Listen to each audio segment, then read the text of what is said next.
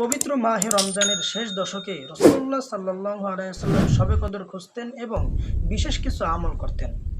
প্রথম নাম্বার হচ্ছে তিনি অধিক পরিমাণে রাত্রি জাগরণ করতেন। রাসূলুল্লাহ সাল্লাল্লাহু আলাইহি ওয়াসাল্লাম সাধারণত এশার নামাজের পরই ঘুমিয়ে পড়তেন আর শেষ রাতে আবার জাগ্রত হতেন।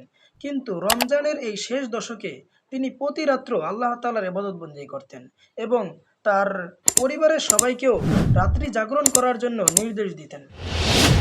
রাসূলুল্লাহ সাল্লাল্লাহু আলাইহি ওয়াসাল্লাম রমজানের শেষ দশকে এতেকাফ করতেন। আর যে ব্যক্তি রমজানের শেষ দশকে এতেকাফ করবে, শবে কদর অনির্দিষ্ট থাকা সত্ত্বেও অবশ্যই সে শবে কদর পেয়ে যাবে। আর যে ব্যক্তি আল্লাহর সন্তুষ্ট অর্জনের জন্য, তার নৈকট্য অর্জনের জন্য একদিন এতেকাফ করবে, আল্লাহ তাআলা তার থেকে জাহান্নাম ৩ খন্দক পরিমাণ দূরে সরিয়ে নেবেন, যেখানে ১ খন্দকের পরিমাণ হচ্ছে জমিন থেকে আকাশ পর্যন্ত। তৃতীয় নম্বরে হলো রাসূলুল্লাহ সাল্লাল্লাহু আলাইহি ওয়াসাল্লাম এই রাতে অধিক পরিমাণে কোরআন তেলাওয়াত করতেন।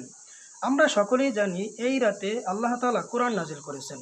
রাসূলুল্লাহ সাল্লাল্লাহু আলাইহি ওয়াসাল্লাম একটি হাদিসের মধ্যে বলেছেন, আফদালুল ইবাদাতি তিলাওয়াতুল কোরআন, যে সমস্ত নফল ইবাদতের মধ্যে সবচেয়ে উত্তম ইবাদত হচ্ছে কোরআন তেলাওয়াত করা।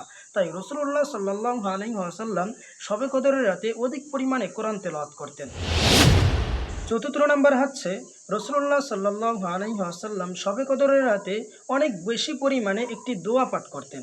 সেটা হলো, আল্লাহুম্মা ইন্নাকা আফুউন তুহিব্বুল আফওয়া ফা'ফু আন্নি।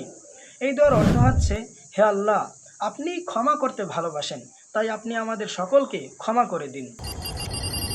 আল্লাহ তাআলা এই শবে কদর আমাদেরকে দিয়েছেন আমাদের গুনাহসমূহ মোচন করানোর জন্য। এই রমজান মাস আমাদেরকে দিয়েছেন আমরা যেন তার ইবাদত বন্দেগী করে তার প্রিয় বান্দা হতে পারি, তার সন্তুষ্ট অর্জন করতে পারি। আল্লাহ তাআলা এই শবে কদরের রাতকে হাজার মাসের চেয়েও উত্তম করেছেন। এই শবে কদরের রাতকে তিনি ৮৩ বছর ৪ মাস ইবাদত করলে যেই পরিমাণ সওয়াব হবে, এর চাইতেও বেশি পরিমাণ সওয়াব আমাদেরকে দিবেন। রাসূলুল্লাহ সাল্লাল্লাহু আলাইহি ওয়াসাল্লাম যে আমলগুলো করেছেন, এর প্রত্যেকটা আমল যেন আমাদের জীবনে বাস্তবায়ন করতে পারি এবং শবে কদরের প্রত্যেকটা রাত্র আমরা যেন ইবাদত বন্দেগী করতে পারি, সঠিকভাবে সুন্দরভাবে যেন ইবাদত বন্দেগী করতে পারি, সেই তৌফিক দান করুন।